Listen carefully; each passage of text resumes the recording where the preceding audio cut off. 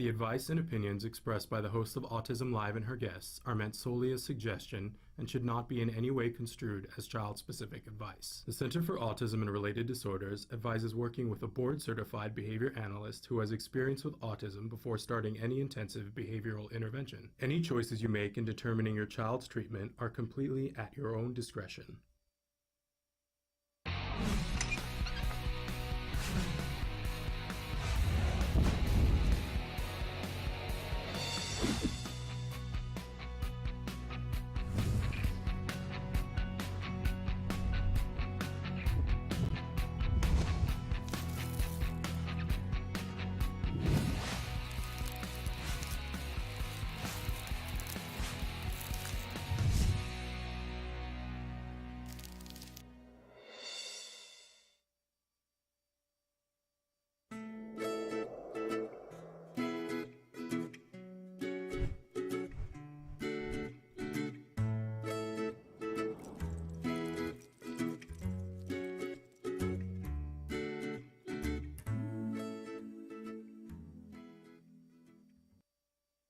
Welcome to Let's Talk Autism with Shannon and Nancy. I'm Nancy Alspaugh-Jackson. And I'm Shannon Penrod. Good morning, friend. Thrilled to be here with you. We're preempting our news this morning because, every month now we like to welcome a guest from the Center for Autism and Related Disorders Research and Development Department, because so often you and I are stuck doing the news and there's usually a research study and we falter through it like two Girl Scouts with a flashlight, right? We're like hunting up answers, and we don't always have them.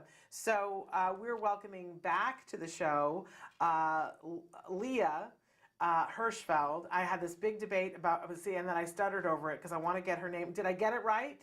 Yeah, you were perfect. Okay, fabulous.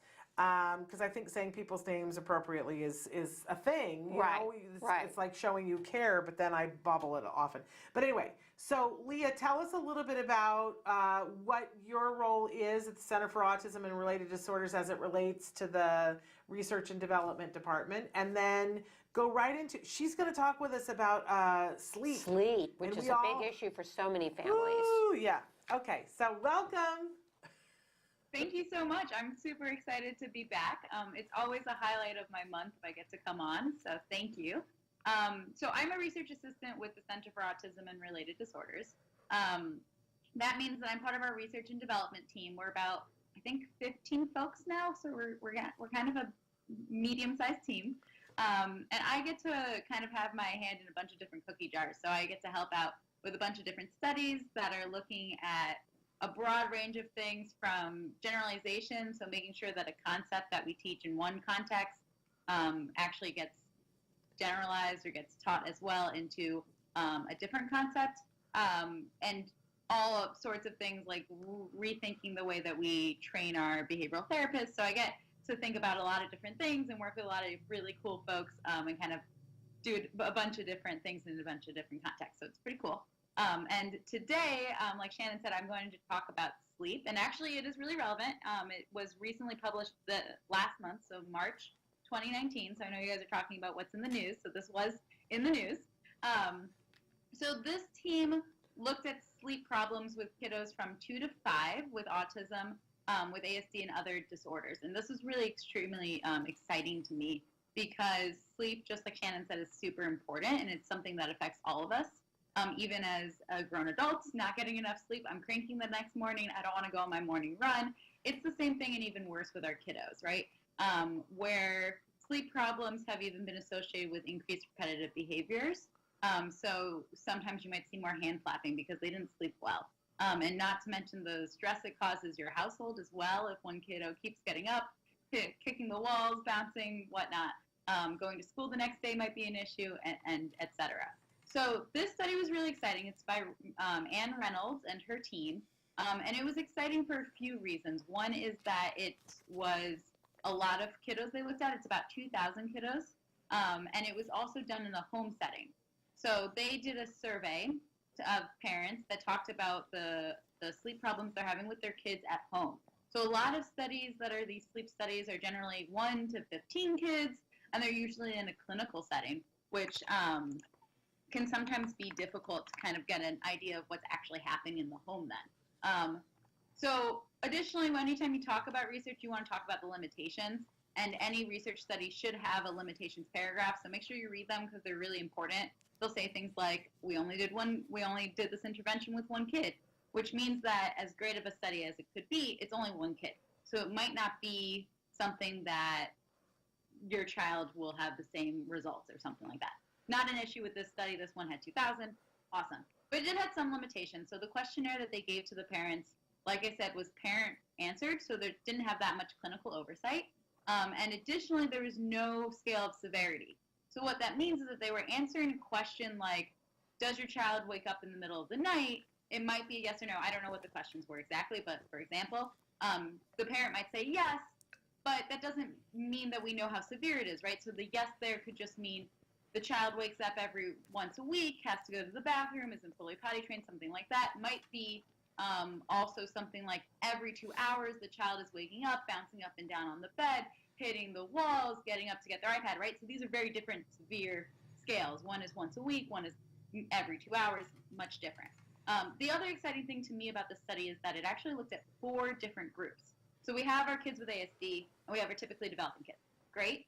But additionally, she looked at, Reynolds and her team looked at 2 additional groups.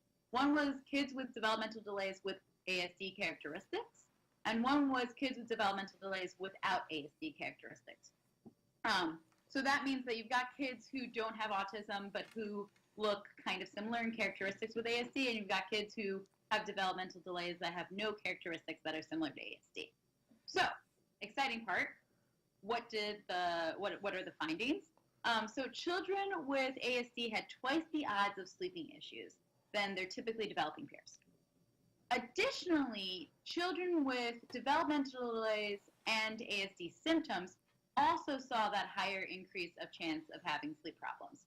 So that means, and before I say what that means, the children with developmental delays without ASD characteristics did not see that increase. So that means that there might be those ASD characteristics that are causing some of the sleep problems. Again, it's a questionnaire, so there's some limitations. We can't clearly say the ASD characteristics is causing sleep problems, but it does kind of help us point that in that direction and helps us with the future research. Additionally, this isn't crazy surprising. Kiddos with ASD symptoms may see an increase in sleeping difficulties because of comorbidities. Thank you, because that's always hard for me to say. Thank you for stumbling over that. They make it sound like it's an easy thing to say. It's not. Morbidity. Oh, look, Nancy makes it look easy. Okay, whatever. And that means that when you have one diagnosis, you have a second one. Okay. It's just a challenging word. It is. For some of us. Not for Nancy. Not for That's Nancy. why she's a talk show host. That's right. Anyway, so those issues, right, those additional diagnoses might be causing some of those issues, some of the sleep difficulties. And what did the researchers suggest? So this study, Anne Reynolds, the primary author on the paper, is a medical doctor. She has an MD. There are also PhDs on this paper. There's, I think, 1 or 2 MD PhDs, which means you have both your medical degree and your PhD. But I'm not a licensed medical anything, and please talk to both your doctor, your therapy team, everyone you can before you enact anything. The researchers did suggest potentially sleep education interventions. They thought that melatonin has been found to be effective as well. Melatonin is I think it's over-the-counter additional thing that you can use that has been seen to affect sleep cycles. And Leah, didn't the study show that children with ASD were more likely to have used melatonin in the previous month? Exactly. Yep, that was exactly right. Yeah, so kids with ASD were more likely to use melatonin in the previous month. Yep, totally. Okay. Yep. And also, the other interesting thing that I saw that I read, was that multiple interventions might be needed for kiddos who are having these sleep problems with ASD, and that's because, like the challenging word we were using, you might be able to affect those ASD symptoms and see a change there. But then if your child also has ADHD, OCD, any additional acronyms, something that might affect the ASD behavioral symptoms might not affect one of those. So you might have to use 2 interventions, which I thought, or more, which I thought was a really interesting point. So it was a cool study. It's really, really interesting. It helps us with the idea of what autism might be affecting, especially something so serious as sleep problems, and kind of helps us point us in the direction of what characteristics might be affecting those sleep problems. Yeah, and I think a lot of times these studies, what they do for us as parents is go, okay, it's not in my mind, it's not a coincidence, you know, this, and then sometimes I feel like that gives us permission to get help. Right. To say, oh, okay, it's not, you know, just a thing that they're going to outgrow. This is something that's very real. common. This is real. This may have something to do with everything else that's happening. Maybe I need to get some professional help here. Which, as you said, can be multiple different things, but certainly talking to your ABA team about it, about how to deal with certain behaviors, but also talking about it with the pediatrician and saying that my child's having difficulties sleeping or staying asleep or whatever the thing is, to let them know and work on it. I love this new segment, Leah. I love having you on. I love having an opportunity to have somebody who knows how to read a research study without a flashlight. And I'll be honest with you, you were talking about the limitations section. I look at research studies way more often than I ever thought I would be at this point in my life. I do. And I don't, that's a place that I should go and look at immediately when I'm looking at the study, is look at what the limitations are. And I didn't know that that was there. So where is it? Towards the bottom? Is that where it is? Yeah, exactly. So it's almost always one of the last things in the paper. Okay. So it's after the abstract, which is going to be a brief introduction kind of that summarizes everything. Yeah. It's after the introduction, which is going to tell you all about the past literature and why this is an important new study. It's past the methods. That's going to tell you what the methods were, how they did it. It's past the results, which is going to tell you in a lot of like technical jargon what they found. It's past the discussion, which the discussion actually translates those results. So it's usually somewhere in the discussion, and it's usually at the end that says, these were our limitations. Moving forward, we could do this study better doing X, Y, and Z. It also says usually some of the strengths. So this was a great study because of X, Y, and Z. And usually it's pretty solid, because you are, as a researcher, you're trying to say, hey, this was a great study. We can take it as well as we can, but there should be some grain of salt for X, Y, and Z. And next time we should do this, because we're all learning when we do our studies. So Absolutely. Thank you so much for being here Yes, with us. thank you, Leah. We look It's forward very to having you back. illuminating. thank you guys so much, and thank you, Nancy, for helping with my work. Oh, sure. Anytime. Comorbidity. There, look at Okay. you just having it roll off your tongue trippingly. Show off. Yeah. Anyway, I'll work Thank on you it. all so much for having me. It's always such a pleasure. It's such a highlight for me. Thank All right, you. we'll It is see you for us, next too. time. All right, take care. Bye. All right, we've got to take a quick break because we've got Kerry Bowers Right. supposedly in the house. Right. I haven't seen her yet, but Okay. I'm excited. She is the filmmaker behind Normal People Scare Me, which I love the title of Right, and then Normal People Scare Me Too, and she's working on a new film. I've run into her a couple of times, and we've said we got to talk about this. I've seen some posts on Facebook. Okay. I know that it has to do with love and sexuality. I don't more than that. I don't know. Okay. So we got to get Kerry in here to tell us. And don't forget that a little bit later on, it's like the Kerry Show. We know so many Kerrys involved with autism. Right, there and I always are. have to be very careful with my staff and say, no, it's not that Kerry. It's a different Right. Kerry. So we have Kerry Bowers on, and then we have Kerry Mauger on. Same show. Kerry Mauger. No. In fact, Kerry Mauger. Mauger. So we have Kerry Mauger, Okay. who was on a couple of weeks ago. Right. And we had him on right after but it's not that. Became It's a Kerry PhD. Mauger, Oh, okay. who is going to be talking with us about Wings for Autism, helping people to be able to fly on the autism Oh. spectrum. So, yes, it's the Kerry Show. As passengers on the plane. Yes. Yeah. Yeah. Not learning how to fly Well, the plane. maybe he's going to talk to us about pilots too. Okay. Let's see. Okay. But in any case, we need to take a break, get Kerry Bowers into in the here. studio. Yes, so stick with Okay. us. Do you provide care services to someone with autism? Recently, more and more children are being diagnosed with the condition and getting the support they need as awareness grows. But what happens to these children as they grow up? It's estimated that over 500,000 youth with autism will turn 18 in the next decade, and they'll be faced with a very difficult reality. As children with autism grow up, their services start to disappear or become very difficult to access. Things like medical care, mental health counseling, vocational training, and more. All services that are still desperately needed. The loss of support that youth with autism face as they grow up is so severe that it's referred to in the autism community as falling off a cliff. Adults with autism need the same level of support they had as children to avoid falling off the services cliff.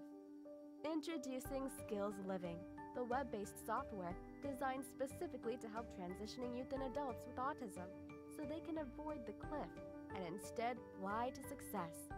With Skills Living, help your learner with autism develop the skills they need in all the critical areas of adult life, including self-control, planning, and problem-solving, effective communication, performing life skill tasks for independent living, acquiring and maintaining employment or other meaningful activities, developing and maintaining social skills and relationships, accessing transportation and public services, and being safe.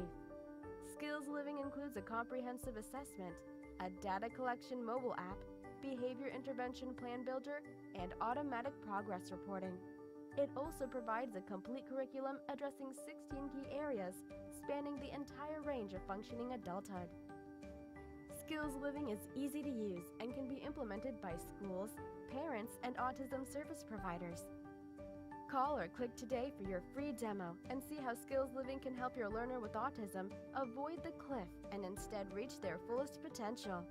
Skills Living. Wish, learn, become.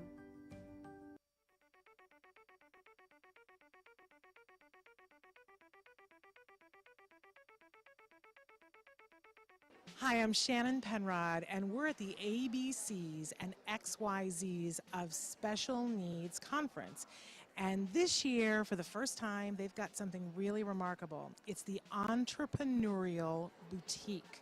These are all items that have been made and are being sold by individuals who have special needs. So we're going to do a little shopping and talk to some of these fabulous entrepreneurs. Come on. My name is Molly Rarick, and I'm founder of Reed's Gift. We're a nonprofit that serves teens and adults with special needs like Chase here. We were founded in 2013 and serve people in the Conejo Valley, Santa Barbara, and LA. Our main objective is to give our participants the skills they need to gain a more independent life. My name is Shelley Cox, and Lisa Zalagi and I are founders of Creative Steps and Create Micro Business Enterprises. And the items that we're selling here today are all made by the clients who have passions about what they want to make, and then they get the profits from what they make after we've paid all of the other expenses. We are here today because my goal is to be independent, and also I would like to share all my artwork, and I would like to sell. Thinking about at his young age being a businessman, it's amazing. I cannot be more proud.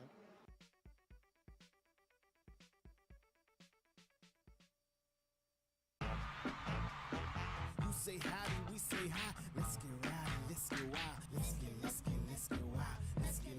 Let's get wild. Let's get wild. Let's get wild. Hi, welcome back to Autism Live. I'm Lisa Ackerman. We're here doing allergy-free cooking, and I brought my sister with me today. Jamie Davis, thanks for having me. A lot of people are asking about an allergy-free breakfast, and breakfast can be full of crap. But it's full of crap, and it's hard to do. We don't have time in the morning. We're in a hurry. We're going completely nut-free. The recipe is not... Personality, we can't do anything about. Yeah, can't do anything about that. So we're going to start off first with... I'm using sorghum and brown rice flour. I find the texture good, and I've added some flaxseed meal. We talked about that last time, flaxseed meal for poop. Almost every one of our kids has a poop issue. What's next on the recipe is the quinoa flakes, baking powder, cinnamon, and the xanthan gum. It brings the glutinous texture back into the flour, and often what happens with these recipes is they can fall apart. This one holds up nicely. I like it. For the folks that are egg-free, we have a ton of egg replacers. One of those can be the arrowroot starch or bringing back some additional flax seeds. So there's a lot of options to go eggless, but we're going to go egg full in this one. For sweetener, I use the maple syrup. I stay away from refined sugar. What I'm adding now is the coconut milk, maple syrup, and a little bit of the coconut oil. And we're going to add in the raisins, craisins, and chocolate chips at the end. I find that chocolate chips can coax people to eat some really amazing things. When we started, Jeff had 42 food allergies, so we had to get creative in how we cooked. So nuts were a big, big issue. What I like now is that he can tolerate so many more things after start doing this diet. So let me show you how you can deal with this sticky stuff here. You get your fingers really wet, and you can push it down. So my oven has been preheated. It's at 350 degrees. So we're gonna just throw this in. Like I said, I like it around 23 minutes, and the magic oven says, I'm done. Looks like, don't you love magic ovens? They're awesome. There we go, pops right out. The texture of these, and it's so pretty, it looks almost like a big chocolate chip cookie, but you actually made it healthy. But you can be my guinea pig. Tell me what you think. That looks really good. Doesn't it? So the textures and the colors in there are just beautiful. So the raisins are for you, the chocolate chips are for your kid. I can't believe it's gluten-free. I know, right? It doesn't taste like, you know, crap. We're wrapping up another cooking show. If you have feedback, you can email us at autismlive@gmail.com. We're, of course, on Facebook. You could go to facebook.com/autismlive. And, of course, Talkin' Now has thousands of recipes. Join me there, and we can cook some more later on. So thanks for joining us. You say howdy, we say hi. Let's get rowdy, let's get wild. Let's get wild.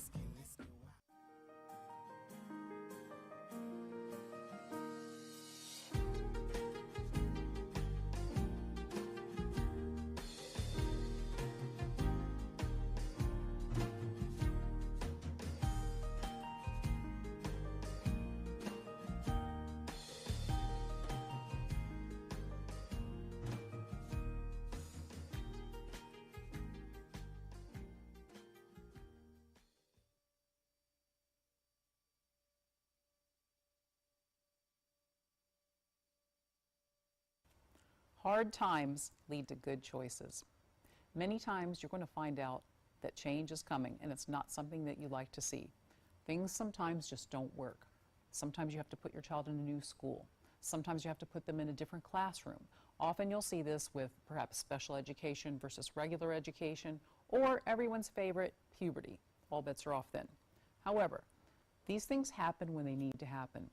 So making that hard choice is super, super scary. But when you open those doors to look at things that maybe you've never dreamed you would have to look at, you're going to find help that you never expected. There are a lot of people out there dealing with the same things that you are dealing with, and there is a level of help that you never even knew existed. So don't be afraid when it's time to look at the scary problems that you're having. When those things come up, when the aggression increases, when things are falling apart at home, when you're getting the calls from the schools, don't be afraid. Reach out. Find out what you need to do. You might need to look at new schools, new housing. You might need to access new levels of service. But I am telling you, you're going to see amazing things. There are children that, as they grow, do things with the help of others, very specialized support, that you never thought they could do. So once you do that and you meet the child where he or she is and you give them what they need, everybody can do better, and you're going to see amazing progress. We're back. Thank you for joining us. We changed things up a little bit. We said it was the Kerry show, but instead we moved Kerry Mauger up. Yes, instead of Kerry Bowers. So. Yes. And so Kerry is the Senior Manager of Special Projects for the ARC, and we're going to ask her to explain to us what the ARC is. But she is here today to talk with us about Wings for Autism and Wings for All. Right. And what that amazing program is. But Kerry, first of all, welcome to the show. Did we say your last name correctly? You didn't. It's Major, but that's okay. Everybody says it wrong. Okay, Major. The one question we should have asked before, but didn't ask. So Major? Yes. Okay. All right. Kerry Major. Okay, love it. and we will try to get that right from now on. And Kerry, tell us a little bit about the ARC. So the ARC is one of the largest nonprofits serving and advocating for people with disabilities. We started about over 65 years ago as a grassroots organization. It was actually developed as a bunch of parents came together to kind of create more supports for their children, and they wanted to live their children. They want their children to live a more fulfilled and inclusive life.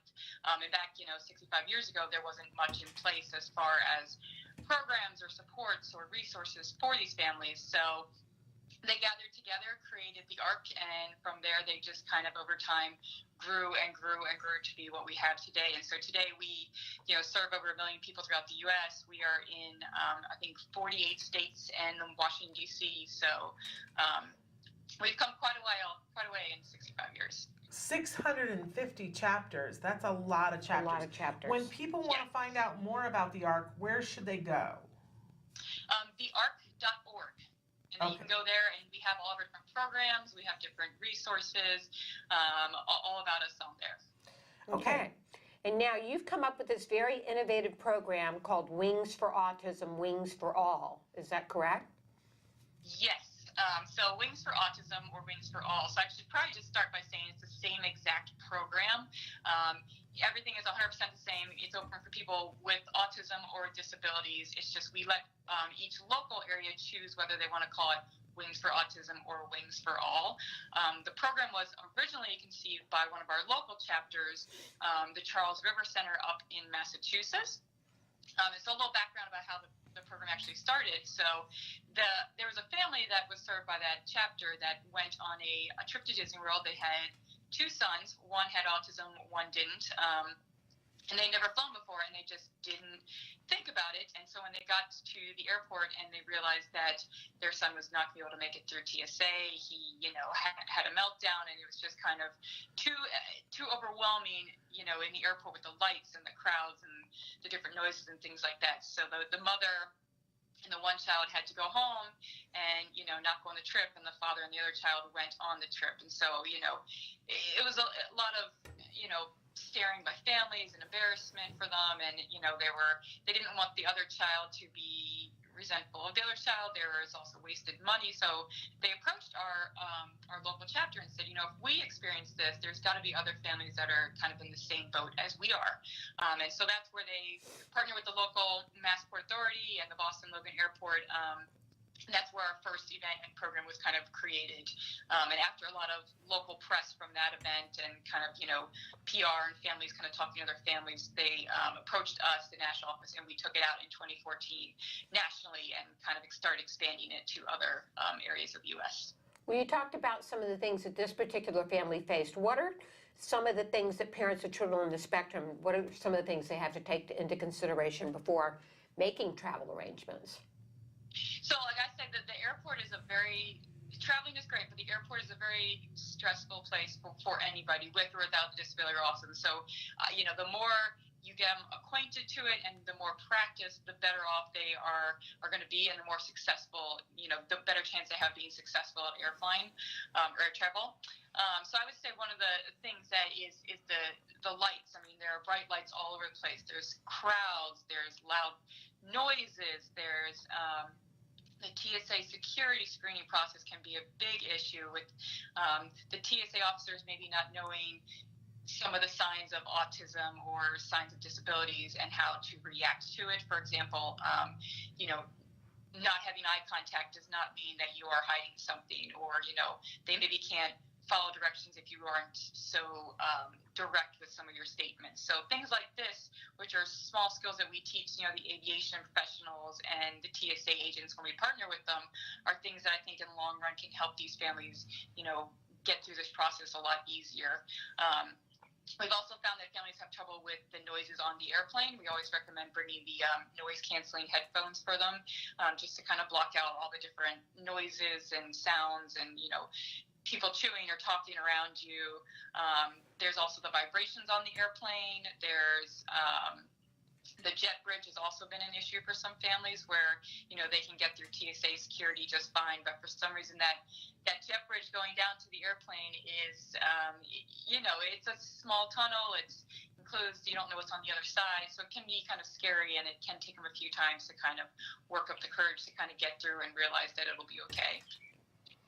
And there's so much anxiety for everybody that goes along with Flying, this. of course. I mean, even the general public has anxiety, and I think about the whole TSA thing, that it seems like to me, every time I go to a different, even the same airport, depending on what time of day, the rules are different.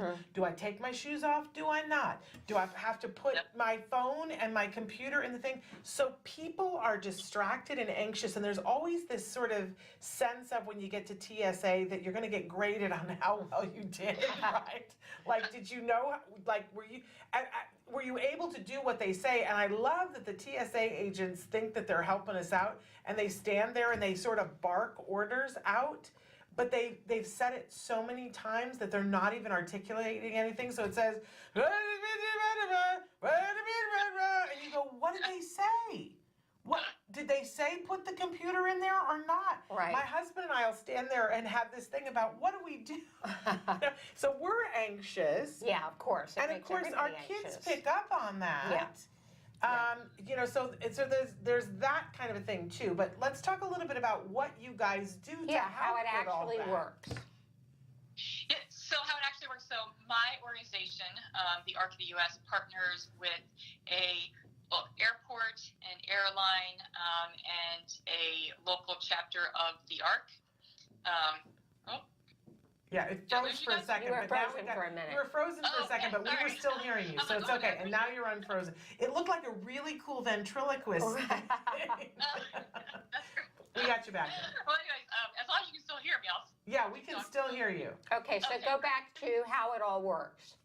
Okay, so we partner with a local airport, airline, TSA, and a local chapter of the ARC. So my organization, the ARC, I'm at the national level in Washington, D.C., and we have state and local chapters all throughout the U.S., like I mentioned earlier. So we'll partner with the other chapter is closest to that airport to kind of bring the program there.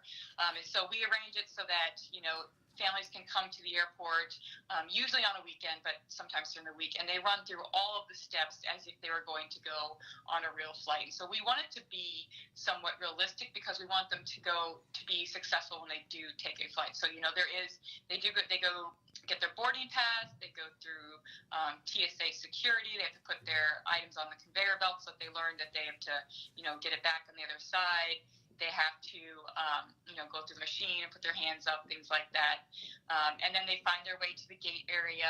There's usually a little bit of wait time at the gate area because, as we all know, waiting at the airport is a very big part of the experience. Yes. And once they find their gate area and they wait a little bit, they do their regular boarding calls. They board the plane.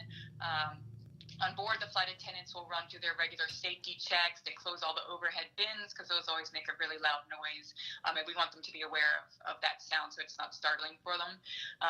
They go over the safety procedures. Sometimes they'll run the beverage cart up and down.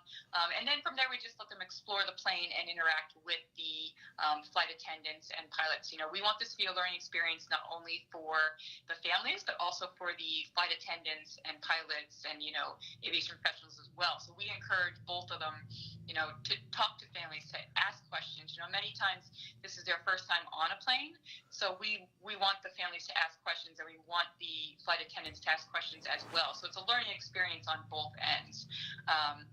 Many times we'll open the cockpit so they can see that. That's for our younger participants. That's one of the biggest perks. I shouldn't even say the younger ones. I did that once, and it was very exciting to see the inside of the cockpit as well. Yeah. I had one of the worst experiences of my life that I'll always remember with my son on a plane where when he was little, the pilots let him in the cockpit. We were the first ones on the plane because we were the last seat on the plane. Right. And then he did not want to leave the cockpit. Yeah. And getting him out of it was almost impossible. He was flailing, shoes fell off. We had to go all the way then down the aisle, and for the entire hour flight, he had a tantrum. And I'm sure the pilots were thrilled that they had said, come on in. Oh, yeah. And I don't mean to laugh because I know how stressful it is, but it's one of those I'll never things forget that it. it's like the rest of the world can get on a plane and not worry about that, but now you have anxiety, I'm sure, every time you get to go on a plane, even though that hasn't happened again. Right. Right. Because it's one of those things, it's indelibly in your head. Absolutely. But if he had an opportunity to go and see a plane and stay in as long as he wanted to, which if you're not actually flying someplace, I'm sure that they give them some time, right, Kerry? Where they can sit, and then he could have sat there and looked at it, and then eventually it could have been like, well, okay, now let's go get lunch. Right. And then it would have been okay. But everything, see, this is the thing about, what I love about your program, Kerry, is that in the real life situation, everybody is on a time thing, and everybody is anxious about that, and there's no time for anything to go amiss. And even before something goes amiss, the parents of child flying with autism, we experience some of that anxiety. And the staff experience anxiety if you do something that throws their timetable off. Because there's planes the rest of the day that are based on your plane taking off at a certain time. So taking it outside of the equation, which is what we do in ABA all the time, right? Take it outside of the equation and make it so that we can stop at a moment in time and deal with an issue and strengthen it. It's a really smart thing to do. Now, how long does this sort of event usually take place? Like, so is it an for hour? a normal event, from start when they check in to finish, I would say is roughly about 3 hours or so. We always recommend that if they have a boarding time of say 1 o'clock, we always recommend that they come about an hour or so early so that they can go through the whole process and take their time doing it and kind of explore the airport if they want a little bit more too, and kind of that way they're not rushed and they can kind of go through every step at their own time and ask as many questions as they need to. And then they're on the plane for about maybe 30, 40 minutes or so. It's not a terribly long time on there. And then sometimes they will have, the pilots, flight attendants hanging around afterwards. Sometimes they'll do a little reception afterwards for the families to kind of, get together and chat about the event. So I would say about 3 hours is total from time of checking in to, at the very end. And but this they're actually only on the plane for about 30 minutes. And this training is as much for the airline and the TSA staff as it is for the families. Yes. So we have a small training that we do with the aviation and TSA employees prior to the actual event. And I like to call it a Disability 101 type training where we just go over some characteristics of autism and disabilities in general, and just, we lay out different scenarios and behavior issues or something like that might happen and how they can best accommodate it. So, the way sometimes it's just the way that you say things, your tone of voice, or the way you phrase things that can make a huge impact and difference on this experience for our families and for the, airplane and airline employees as well. We also always tell our families, ask, before you come to the airport, ask if you think pre-boarding is something you might need. Explain your situation to the flight attendants as soon as you get there, and see if pre-boarding is something that, may be beneficial to your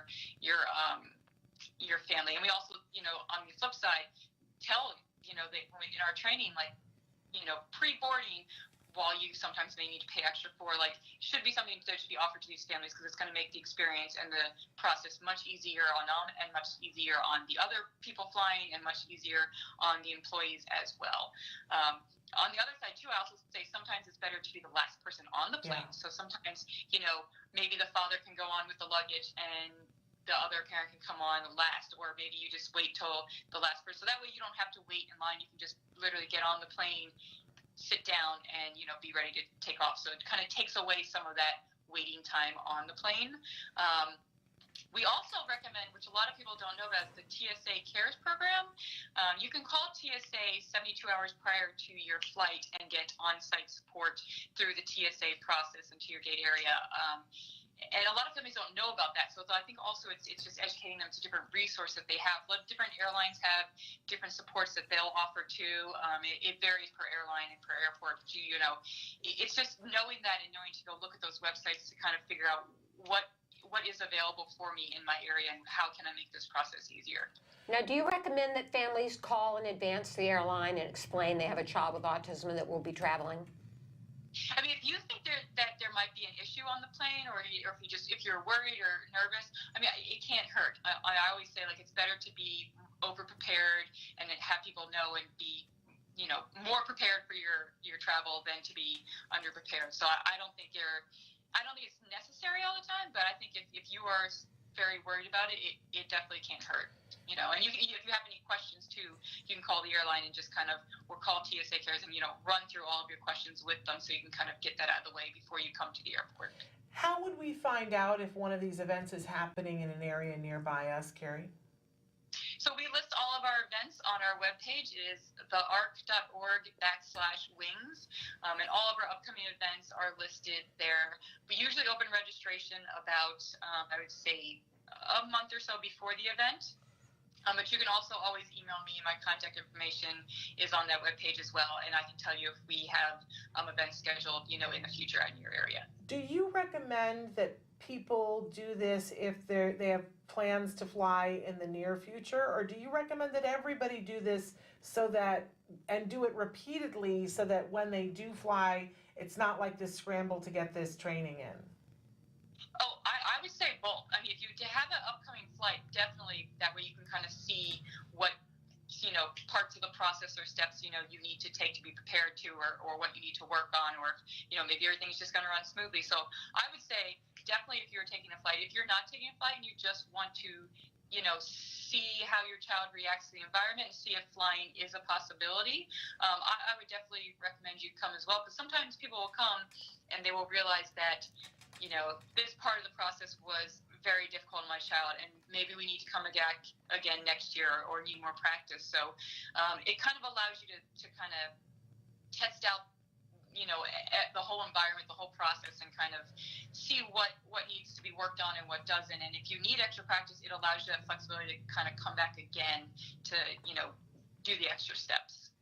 I gotta say, and I love that you have it for all. I'm just gonna tell a quick story that my husband's not gonna appreciate. Okay. My son has flown a lot now. Right. He's flown a lot more than his dad. Mm-hmm. And it's funny, just recently I had to take a couple of flights where I didn't have my son, and it was interesting because I from very early age, that when he could read, I would have him read, and I would say, which gate do we have to be at, so that he would learn how to do it, so that someday he could fly by himself. And but my husband doesn't fly as much with us. We tend to go places, you know, for work or whatever. Or when my mom was dying, we flew a lot. Right. And he didn't always come with us. And so last year for my son's robotics team, we flew with the team to Las Vegas. And on the way there, we had TSA pre-check. So that we just had to walk through. Right. And I didn't think anything much about it. And my husband said, we don't have to take off our shoes. And I said, no, we don't have to take off our shoes. And he was like, wow, that wasn't hard. And we went through, and it was no big Megillah, right?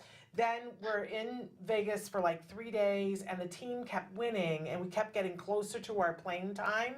And it was sort of terrible because the team lost, and then we just could make it to our plane if we hurried and grabbed a bunch of cabs. But we were running in the airport, and we get up there, and we don't have TSA pre-check anymore. And I'm dealing with the bags and dealing with getting kids to the, you know, and like it's all hairy, scary, whatever.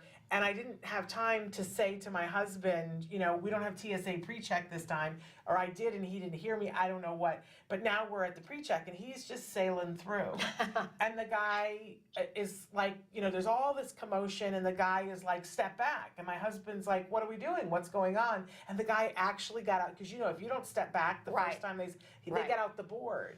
And now my husband's like, what is happening? And the guy is like, dude, take off your shoes, take off your belt, take off your, you know, put your wallet in. He just assumed the pre-check was the way it was going to be. And nobody had told him anything different. Right. So he was just, but this is a thing about not knowing what the rules are in a high-stress situation. And so now my husband is arguing with the guy with the barricade, and my husband doesn't hear as well, nor do I. And the guy is saying, you know, like, take off your belt. And so then my husband would take off the belt, and he'd stick it through it. One thing at a time through the thing, and then finally the guy was like, and he went through one time and he set it off. And at least you can laugh about this now. Oh my gosh, he's not appreciating me saying this. But each time he would come back, and everybody's like, we got to make this plane. And there'd be something else. He's like, like most men, he's got more in his pockets than most women carry in a pocketbook, right? And then he'd pull the keys out. And the keys would go through in one little bowl by itself. And then they were like, you know, is there a wallet? Is there, you know, one by and he's sending it through, and he's like, and everybody "Who in knew?" line is like, who is this person? Yes, right? and he felt like an idiot, and I was laughing, doubled over, hysterical thing. Like this should be on a sitcom, because at some point, I think he threw his wallet down without the little cup thing, the bowl thing, and he was like, "What else do you want? Do you want me to strip? What do you?" But because he just didn't know what the rules were, Right. and nobody really explains it to you at TSA. No, they don't. Sort of assume. No. And the rules are different every time you go. Right. So the fact that they just assume that everybody knows is sort of funny to me. It is a recipe for and this was my husband, who is not on the spectrum, and all I could think was how frustrating this must be for so many people. Oh, yeah. So I love the fact that you do this, and that anybody who, I'd love to enroll my husband. It's a great program. You'd like to enroll your husband. Because, and he was like, "What do you mean the rules are different? Why do we get to go through the other time, and this time we don't?" And all I could say to him is, the rules are different. We have a different pass. It's a different airport. It's a different TSA person. You just have to pay attention to the rules. And he's like, the rules should be posted. There should be where's the visual schedule? Where? It's also practice for families. Yes. And during the high stress situation. So anyway, he's if he's watching, he's like, we'll have to get him "Thanks." signed up for this. Yeah. Well, But it Kerry, was this very is a really great program, and we want to thank you for joining us today and telling us about Yes. it. Oh, no, thank you for having me. And let's do the websites one more time. Yeah, one more time. Yep, it's thearc.org/wings. Thank you so very much. We really appreciate what you're doing. It's a great service for the community. Oh, well, thank you. Thank you for Absolutely. joining us today. All right, bye-bye, Kerry. Bye-bye. All right, bye. Have a good day. You too. All right, we are going to take a break, and then we're going to come back, and we're going to see what's up with, we haven't located Kerry Bowers. No, not yet, and we don't know if So she's in the building, and it's almost time for the end of the Yes, show. so we'll see if we can locate her, and if not, we'll punt. We'll punt. So stick with us.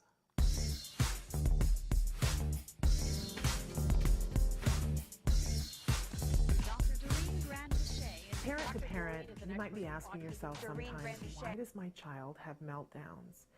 Well, the difference between tantrums and meltdowns, they're a part of typical development, but meltdowns are when things get a little bit more out of control, when even the child isn't sure what's entirely wrong. Generally with a meltdown, there's an environmental component. There's something else going on outside the child that's making the tantrum worse. It's really important that we start to be detectives and take notes and look around at the environment and start to figure out what are the things that happen every time your child has a meltdown. And lastly, it's important to get help. You really can't face these kinds of things effectively completely on your own. Tantrums, they're a part of typical development, but don't accept meltdowns as something that just happens. Make sure you get help and support. You might be asking yourself if your child has autism.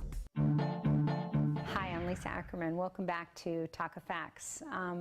We hear questions all the time, and we want to give you the answers that help make your journey in autism easier and more navigatable. Less than a year ago, we interviewed the top 100 doctors in the United States working with children on the spectrum, and we asked them a question in the cloak of secrecy. What are the top 3 mistakes parents living with autism do? Number 1, and the one that makes me laugh the most, is when they use their physician as a marriage and family therapist. 1, the doctors told me it made them uncomfortable, and 2, they were highly unqualified to provide that type of advice. So the night before your physician appointment with your MAPS doctor, get together with your spouse, significant other, and write out the list of the targets in the agenda that you want to cover at the physician's appointment. Get in sync.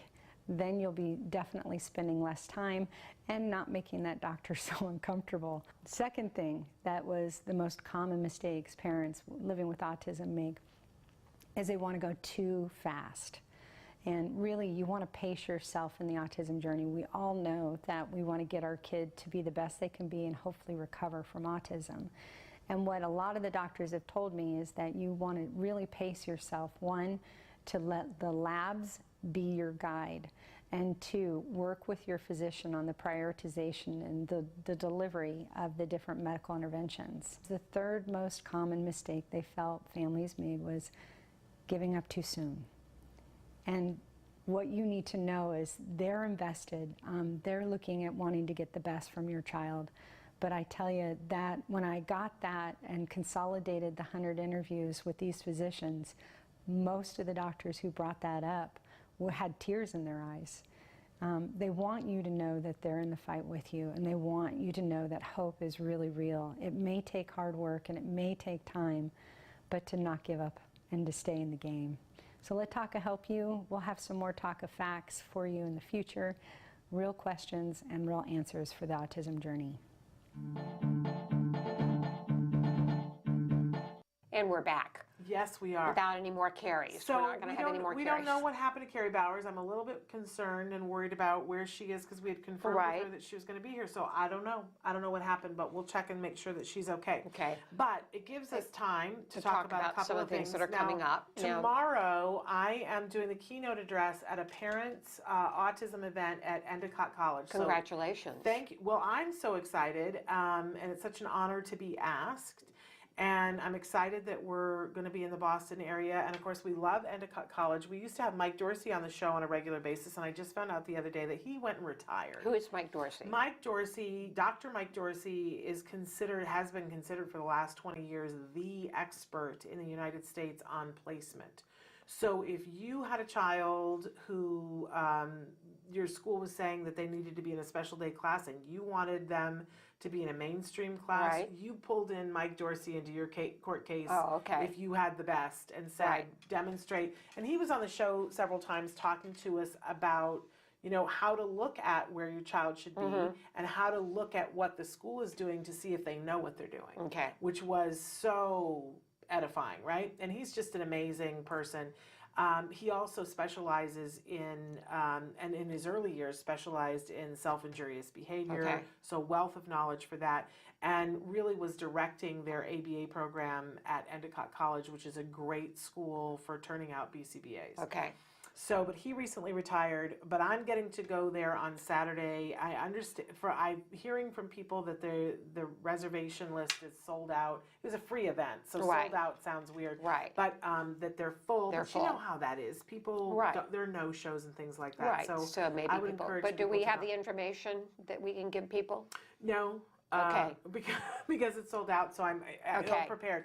But if you Google autism, Endicott College, it'll come up. So I'll be there. Great. And it's a day, you know, part of a day long conference, and it's free. And I'm excited to be there and excited to meet some of you. I know some of you have said that you've already got your tickets and are going to be there, so I'm excited about that. But I also wanted to take a minute to talk about where we were on Saturday. Last You Saturday. were at Fullerton Cares. We were at Fullerton Cares Mardi Gras for Autism. And this is an event that we really prioritize going to every single year because it's one of my favorites.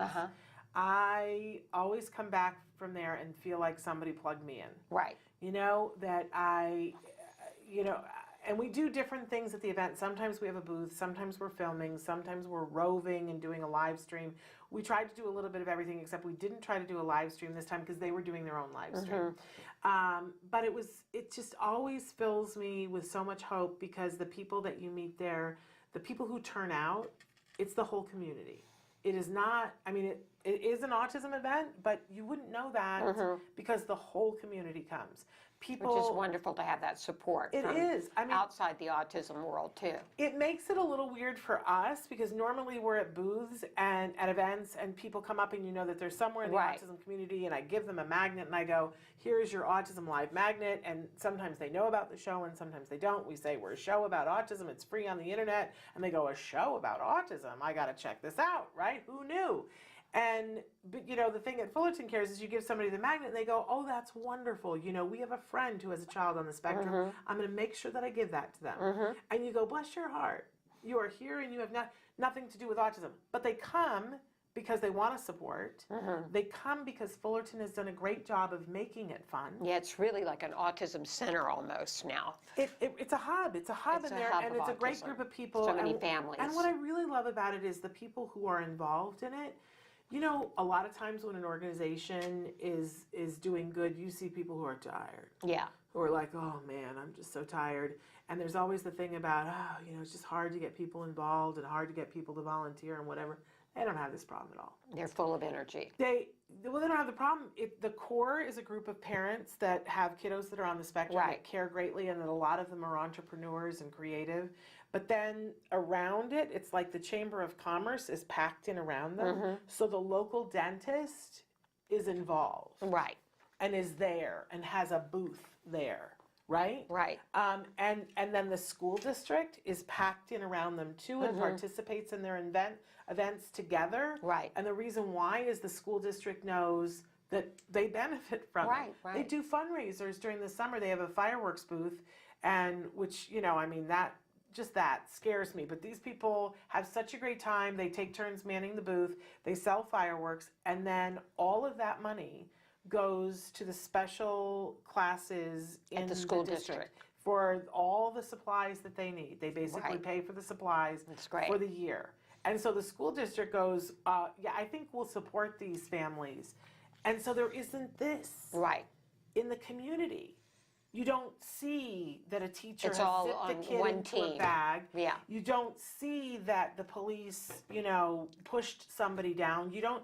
I saw something this morning on my Facebook feed about somebody on a different site asking about, what do you do? I'm at the playground and my kid with autism appropriately went up and asked, can I have the swing? And there was a kid on it who said no, right? Because kids are like that.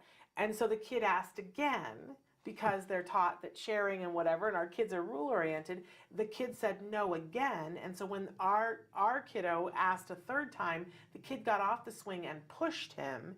And then our kid pushed back because, oh, that must be the rules of this, right? So then the dad of the other kid comes over and pins the kid with autism down.